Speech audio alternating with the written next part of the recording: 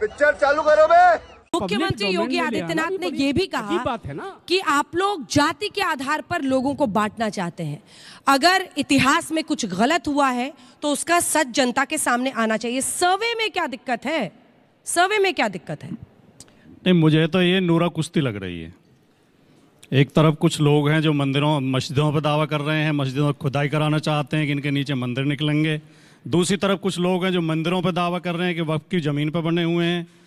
कुछ लोगों का मकसद इस देश में हिंदू मुसलमान के मुद्दे को गरमाए रखना है और उसके पीछे उनका उद्देश्य ये है ताकि जनता की असली समस्याओं पर चर्चा ना हो, ताकि लोग ये ना बेशर्मो शर्म करो, शर्म पूछें कि अस्पतालों में दवाई क्यों नहीं है, मरीजों के लिए स्ट्रेचर क्यों नहीं है, एम्बुलेंस क्यों नहीं है।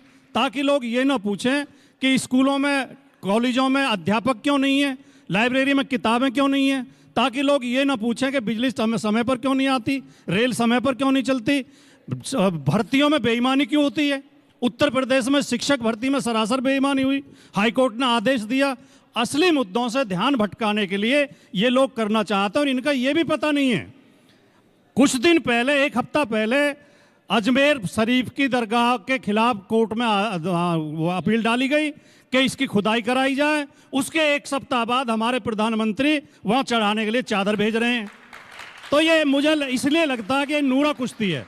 मैं तो केवल इतना सही पकड़े हैं कहना चाहता हूं, किसी भी देश की समृद्धि के लिए, किसी भी देश को मजबूत करने के लिए, किसी भी देश को आगे बढ़ने के लिए उस देश के नागरिकों में प्यार, मोहब्बत और एकता होना बहुत जरूरी है।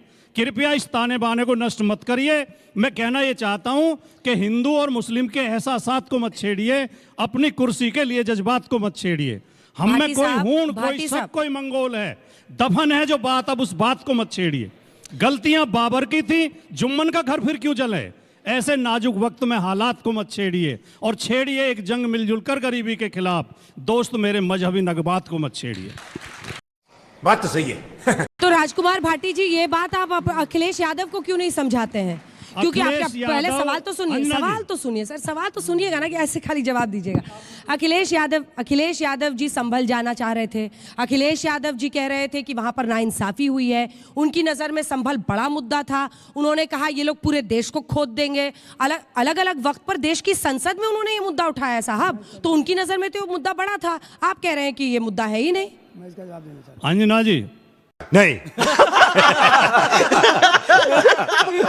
पहली बात तो अखिलेश यादव कभी धर्म के नाम पर, जाति के नाम पर लड़ाने की और नफरत की बात कभी नहीं करते हैं। हाँ। एकता की और अधिकार की बात करते हैं। ठीक है। दूसरी बात, गौरव जी आप लेट आए हैं, लेकिन आ जाइए, आप आ सकते हैं इधर से। उत्तर प्रदेश में रोजाना इतना अन्याय हो रहा है। हाँ।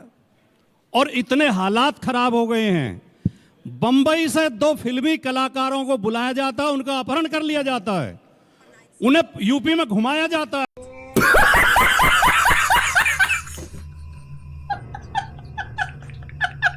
उनसे चौथ वसूली जाती है, उनसे रंगदारी ली जाती है, फिर उन्हें छोड़ दिया जाता है।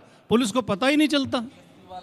कल ही मेरठ में पूरे परिवार की हत्या हो गई। उत्तर प्रदेश का कैबिनेट मिनिस्टर कह रहा है मेरी जान को खतरा है, मुझे गोली मार देगी एसटीएफ। उत्तर प्रदेश की विधायक कह रही हैं 25-25 लाख रुपए। बात तो सही है। लेके कॉलेजों में प्रमोशन कर दिए गए हैं, विभागाध्यक्ष बना दिए गए हैं। भारतीय जनता पार्टी का विधायक कह रहा है मुख्यमंत्री और प्रमुख सचिव के संरक्षण में 50,000 गायें रोज काटी जा रही हैं। दादरी में पूरन जोशी के स्टोर में 180 टन गाय का मांस बरामद होता है। 100 खत्म, bye bye, tata, goodbye, गया। 80 टन। उसी दादरी में फ्रिज में 250 ग्राम मांस का आरोप लगा के एक आदमी की हत्या कर दी गई थी। पूरन जोशी के स्टोर में 180 टन मांस बरामद होता है, गाय का मांस बरामद होता है। तो ये उत्तर प्रदेश के हालात हो गए, हालात बहुत खराब हैं। गौरव भाटिया जी, अब आप मोर्चा संभालिए, आप लेट से आए हैं। भारतीय जनता पार्टी की तरफ से योगी आदित्यनाथ ने कहा है कि ये वक्फ बोर्ड है। कौन है ये लोग, कहां से आते हैं?